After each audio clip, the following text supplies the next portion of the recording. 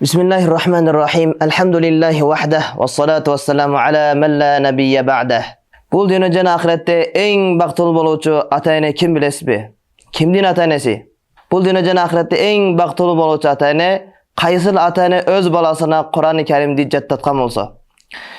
Sebebi kıyamet günü Adam aleyhisselamdan başlap kıyamatqa çeyinki insanların bardığı tizilip gün nayza oyunday olup ıssık bolup жатқан учурда баардык адамдар телlerine батып аткан учурда Allah subhanahu taala Kur'an-ı Kerim'di jattаган адамдын ата-энесин чакырып ага күндүн нурунан да нурдуу болгон тажыны кийгизет. Ошондо ал тажыны кийип ата-эне өтө сүйүнгөндүктөн мындай деп айтар экен: Ey Allah, bul tacını bizge emne için kiygizin ey Allah. Bul tacı bizim kaysı amalımızın sebebinен bizge berilip jatat. Degende Allah Taala aytat: Bul sizlerge Kur'an-ı Kerim'di jattattılar balаңарга.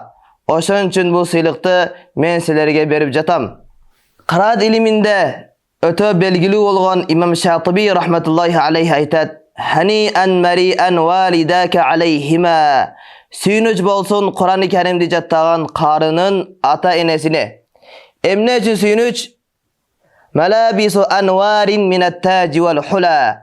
Al ata-enege kiygizilet kündün nurundan da nurdu bolgon tacı. Bul turalı Muaz Juhani radıyallahu anhu rivayet kılgan hadiste Peygamberimiz sallallahu aleyhi ve sellem aytat: Kimde kim Kur'an-ı Kerim'di jattap janaga amal kılsa, Allah Taala al adamdın ata-enesine kıyamet günü tacı kiygizet. Al tacının nuru kündün nurundan da nurdu bolot. Al kün siledin үйüңөрдө bolsa, anda Kur'an-ı Kerim'di jattagан adam üçün kandayça oyuңар бар.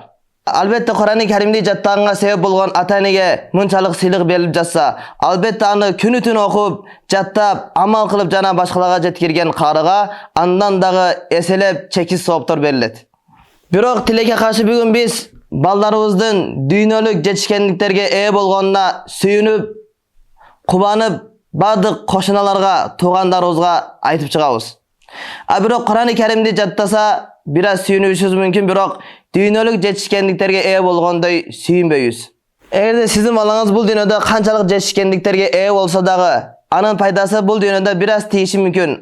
Birok sizin balаңыз Kur'an-ı Kerim'di toluğu menen jattasa, aga amal kılsa, anın soğup sıylıkları dünya ahirette sizge eselep çeksiz bolup barıp durat. Ali radıyallahu anhu rivayet kılgan hadiste Peygamberimiz sallallahu aleyhi ve sellem aytat: Kimde kim Kur'an-ı Kerim'di jattap, anın adalın adal dep, aramın aram dep bilse, Allah Taala'nı beşiğe kiygizet jana anın üy bölösünün tozok otu vacip bolgon 10 adamды şafaat kılууга, kutkaruga mümkünçülük beret.